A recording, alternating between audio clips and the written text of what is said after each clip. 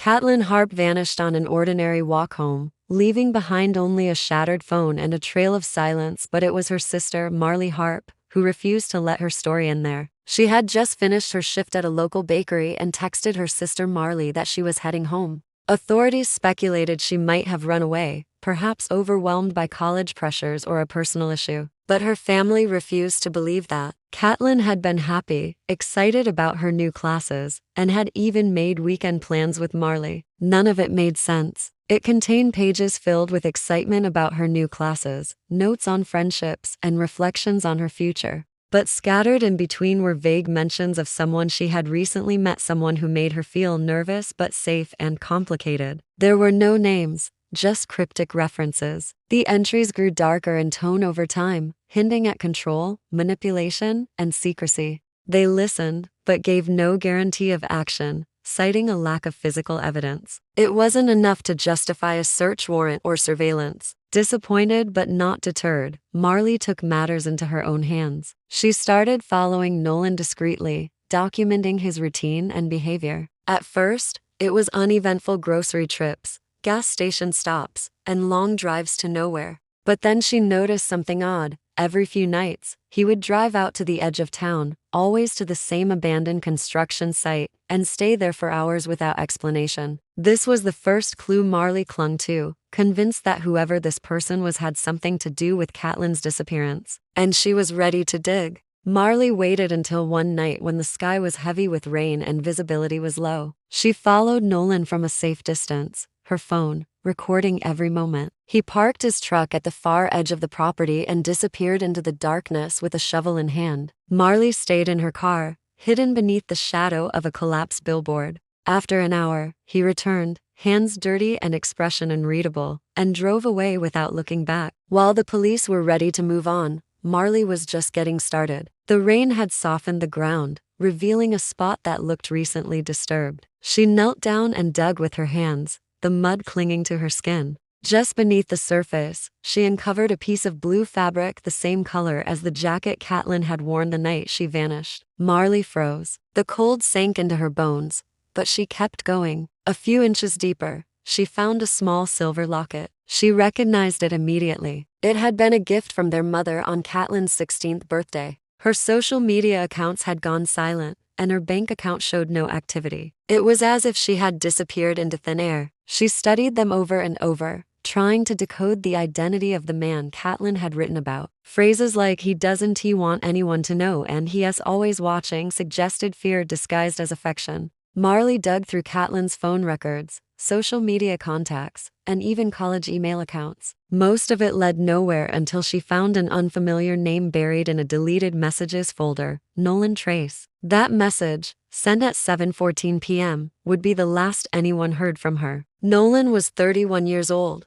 lived just outside town, and had a sealed juvenile record. More importantly, his name had never come up in the official investigation. Katlyn had managed to keep him a secret. According to what Marley found, they had met at a college event open to the public. No one in the family or among Katlyn's friends had known about him, which was exactly what Nolan wanted. When Katlyn didn't return home that night, her family's concern quickly turned into panic. Nolan's social media was nearly blank, and what little remained had been scrubbed clean of any personal detail. But she managed to track down a former coworker of his, who hinted that Nolan had once been fired for inappropriate behavior toward a younger employee. No police report had ever been filed. The more Marley looked, the more she realized how careful Nolan had been to cover his tracks. He had a pattern: enter quietly, charm his way in, and disappear just before things got dangerous. By morning, a missing persons report had been filed, and local police began a standard search. There were no signs of struggle, no footage from nearby stores showing her route, and no pings from her phone, which was found the next day in a nearby storm drain, screen shattered.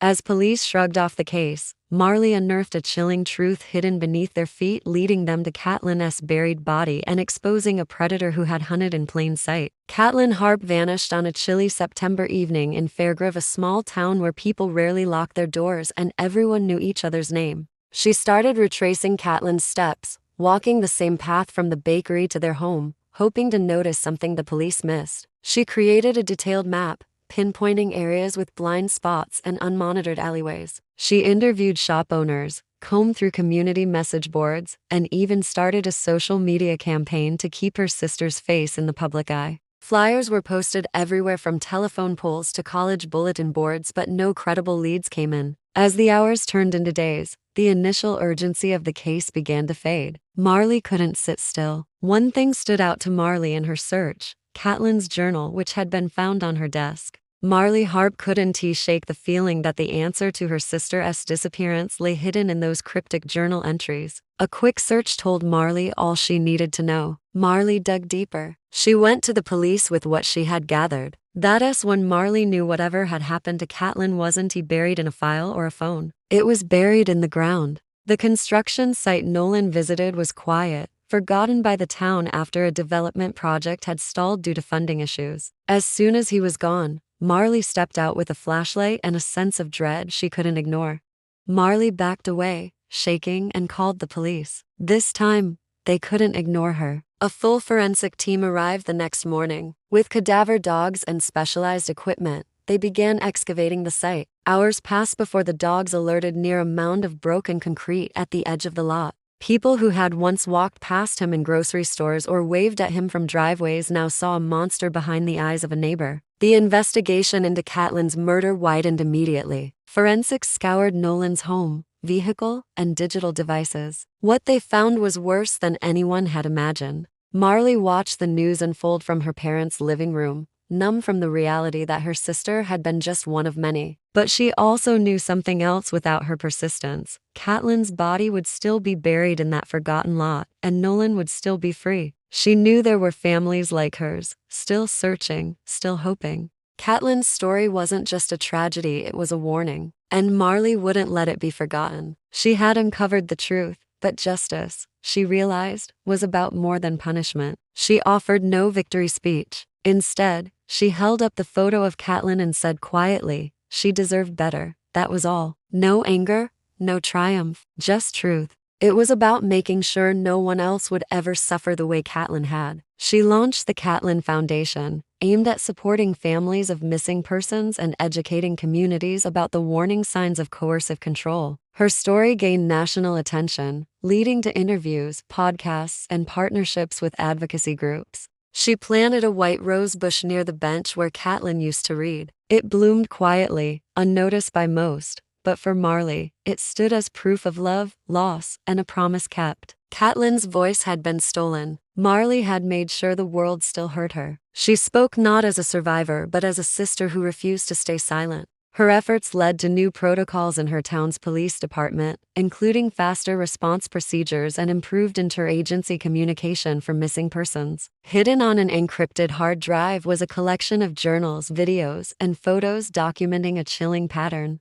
The town that once shrugged off concerns began holding self-defense workshops, mental health talks, and outreach events for young women. What happened to Katlyn became more than a tragedy, it became a turning point. Marley Harp sat in the front row every single day, clutching a photo of Katlyn taken just weeks before her disappearance. The jury took only 2 days to return with a unanimous verdict, guilty on all counts. The judge sentenced him to life in prison without parole. There were no tears from Nolan, no final words. He walked out of the courtroom with the same cold stare he'd worn throughout the trial. She didn't flinch as prosecutors detailed the chilling evidence, video recordings, pages from Nolan's journals, and the horrifying pattern of manipulation and control that led to murder. Each piece of evidence painted the same portrait. Nolan was a predator who had carefully planned every step of his crimes. She remained composed, but grief clung to her like a shadow. The town held a vigil for Katlyn in the park where she used to volunteer. Hundreds showed up, candles in hand, standing in silence for the girl who had once seemed to vanish without a trace. Nolan had followed Katlyn for months before approaching her, learning her routines and studying her weaknesses. The crew worked carefully, layer by layer, until they reached a black plastic sheet wrapped tightly around something heavy. Inside was the decomposed body of a young woman, preserved just enough to identify. Forensic records confirmed what Marley already knew. It was Katlyn. Her disappearance was no longer a mystery, it was a murder. The town of Fairgrove was shaken. News spread fast, and the community that had once believed Katlyn might return was now faced with the truth. The police took Nolan Trace into custody without delay. He detailed every conversation, every gift, and even her moments of resistance. The tone was detached, almost clinical. He didn't see Katlyn as a person but as something to control. Investigators uncovered evidence that he had done this before. In other towns, other women had vanished under suspicious circumstances. Their cases had gone cold. Now, with the evidence found in Nolan's possession, those disappearances were being re-examined. Marley stood behind the barricade as he was led away in handcuffs, his face blank, offering no reaction. It was over. The nightmare had been unearthed. But the real story, the one no one had expected, was only just beginning. The arrest of Nolan Trace sent shockwaves through Fairgrove. Each journal entry revealed his calculated moves, how he gained her trust, isolated her from friends, and made her feel dependent. Police released a public statement, warning that more victims could be connected to Nolan. In the weeks that followed, Marley assisted the police by sharing her findings, organizing Katlyn's belongings, and filling in gaps in the timeline. Marley declined interviews but agreed to help with a task force aimed at missing persons. The trial of Nolan Trace began 11 months after his arrest, held in a courtroom packed with journalists, victims' families, and townspeople still stunned by the truth. The defense attempted to argue mental instability, but it didn't hold. Nolan had been too methodical, too calculating. Outside, reporters swarmed Marley, asking if she felt vindicated. In the months after the trial, Marley transformed her grief into action. Fairgrove changed too. Marley returned to Katlyn's favorite park on the anniversary of her disappearance.